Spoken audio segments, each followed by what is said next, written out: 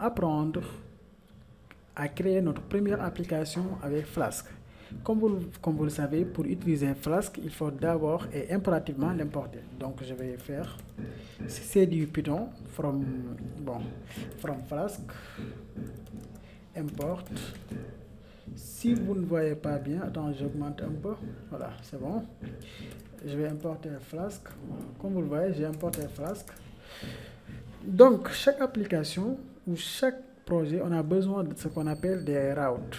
Ou bien sur Django, des URL. Par exemple, on a besoin des URL ou des routes.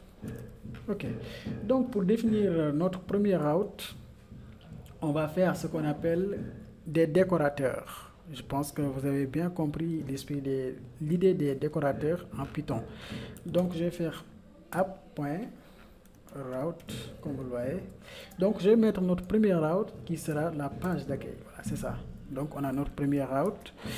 Donc, avant de pouvoir utiliser app, on va créer une instance d'app, de Flask. Donc, pour créer une instance, c'est de la programmation orientée objet. Donc, on va faire Flask. Malheureusement, mon éditeur aujourd'hui, il y a quelques problèmes.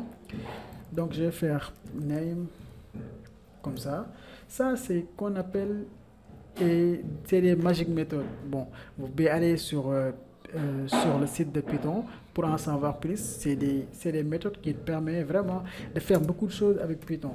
Il y a par exemple comme exemple wrapper, représentation par exemple d'un objet ou d'une instance. Il y a aussi str. Je pense que vous avez eu à rencontrer quelque chose comme ça dans la formation de Django. Donc app.route. Notre première route, qu'est-ce qu'on va faire par exemple? On va utiliser une fonction qui sera par exemple index. C'est la page d'accueil. Bon, pour le début, on va retourner, on va faire un return. On va faire un return. Bienvenue. Bienvenue tout le monde. Ce fameux message. Donc, j'ai enregistré. Pour lancer l'application ou pour tester, on peut venir sur le terminal ici. Mais moi, je ne vais pas utiliser ce terminal. Je vais utiliser le terminal intégré de VS Code, histoire de rester sur le même éditeur. Donc, je vais faire ça. Donc, il n'a pas pu afficher le terminal. On va essayer avec ça. Donc, on va activer d'abord notre environnement, pipenv shell. Pour l'activer, on fait ça, pipenv shell. Vous voyez bien. Donc, voilà.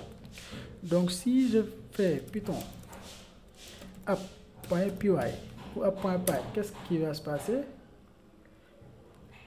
Normalement, il doit démarrer le serveur.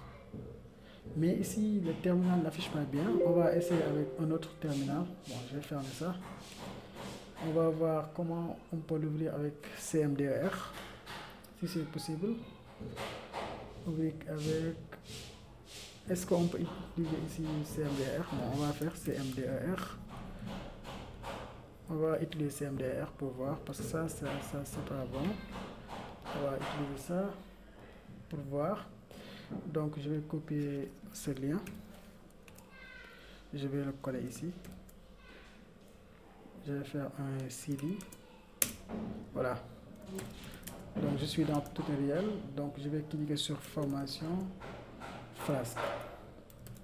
Voilà, comme vous le voyez, je suis dedans. Je vais activer mon environnement, pipenv shell. Donc, il est en train de lancer le terminal. Donc, comme vous le voyez, si vous voyez quelque chose comme ça, c'est-à-dire l'environnement est activé. Donc, dans ce cas, on peut taper Python app.py. Le tour est joué. Donc, il a démarré l'application sans afficher une message ici. Bon, nous aussi, on va tester pour voir si on a bien mis Flask ou non. Donc, où est mon... si c'est bon... Je vais vous montrer. Bon, c'est pas localhost 8000, ça va pas passer. Flask, d'habitude, il démarre sur le port de 5000. Ok. Donc, bon. S'il n'a pas pu démarrer, je vais vous montrer comment faire. Donc, comme vous le voyez, on n'a pas une application sur le port 5000. Donc, qu'est-ce qui se passe? Une fois, par exemple, instancier notre application, définir l'index, on a besoin de lancer l'application. D'accord. Donc, pour lancer l'application, qu'est-ce qu'on fait? D'abord, on va faire un check pour demander si, par exemple, le name est égal à main, par exemple. Ok. Main. Main, c'est-à-dire, est-ce que l'application est exécutée à partir du terminal, par exemple, à partir de l'interpréteur Python ici. Donc, c'est ça qu'on va tester. Si oui, donc exécute notre application, fait un run. Comme vous le voyez, app.run. Donc, en mode debug. Voilà, on va mettre en mode debug. Pour voir, parce que le mode debug te permet d'avoir, par exemple, des détails sur les erreurs. Donc, on a enregistré. Bon, je vais fermer ça. Donc, on va tester encore une fois notre application. Voilà. Comme vous le voyez, warning, this is a development server. Do not use this in production. Donc, il dit que ça, c'est pour juste du développement. Mais en production, n'utilise jamais ça. Donc, on va faire localhost 5000 pour voir. Ok. Ok, bonjour tout le monde. Donc, je vais faire quelque chose comme ça pour vous montrer. Attends, j'augmente. Comme vous le voyez, on a exécuté notre premier fameux bienvenue tout le monde. Donc, l'application marche très bien. Donc, on a compris comment créer une application en Flask à quelques minutes seulement. La prochaine vidéo, je vais vous montrer comment travailler avec des templates et comment intégrer Bootstrap.